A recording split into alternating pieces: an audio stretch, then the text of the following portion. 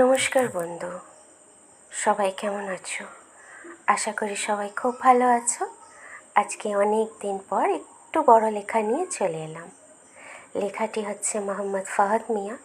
উনি খুবই সুন্দর ভালোবাসার লেখা লেখেন। আমার খুব ভালো লাগে ওনার লেখা। আর কণ্ঠে রয়েছি আমি, ঝুমা মণ্ডল। আমার কণ্ঠে যদি আপনাদের গল্প পড়া ভালো লাগে নিশ্চয়ই জানাবেন, কেমন? অবশেষে বুঝলাম তোমার জীবনে সবচেয়ে বিড়ম্বনার পাত্র আমি না থাকলেও তোমার সব কিছুই দেদারস চলে। কোনো কিছুতেই তোমার ক্লান্তি নেই, শুধু ক্লান্তি আসে আমার বেলায়। কথা বলতেই যত ক্লান্তি তোমার, সব কিছুতেই তুমি মনোযোগী, শুধু আমার বেলাতেই যত আগ্রহ ফুরিয়ে আসে তোমার। অবহেলায় ফেলে রাখা অপেক্ষাদের, অনাদরে ফেলে রাখা স্মৃতিদের। তুমি তোমার ভালো বুঝলেও আমার বেলায় উদাসীন। তোমার জীবন অযত্নে পড়ে থাকে না, তুমি অবহেলার যন্ত্রণা বোঝো না।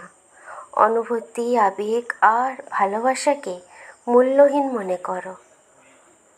তুমি ভুলে থাকো সবার বেলায় তোমার সময় অফুরন্ত, শুধু আমার বেলাতেই ব্যস্ততা আর ব্যস্ততার অজুহাত।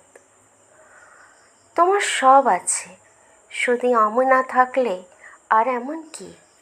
তুমি সহজেই ভুলে যাও সম্পর্ক, মানুষের মূল্য, ভালোবাসার কদর। আমি না থাকলেও তোমার সময় অবসর নেই। তুমি সময় কাটানোর জন্যে হাজারটা বিকল্প খুঁজে নাও অনায়াসে। অবশেষে বুঝলাম তোমার জীবনে সবচেয়ে অবহেলার শিকার আমি। পৃথিবীর সব কিছুই তোমার কাছে মূল্য পায়, শুধু আমার অনুভূতি আর আমি পড়ে থাকি অযত্নে, অবহেলায়, অনাদরে, নিঃসঙ্গতায়। নমস্কার, ভালো লাগলে নিশ্চয়ই জানাবেন।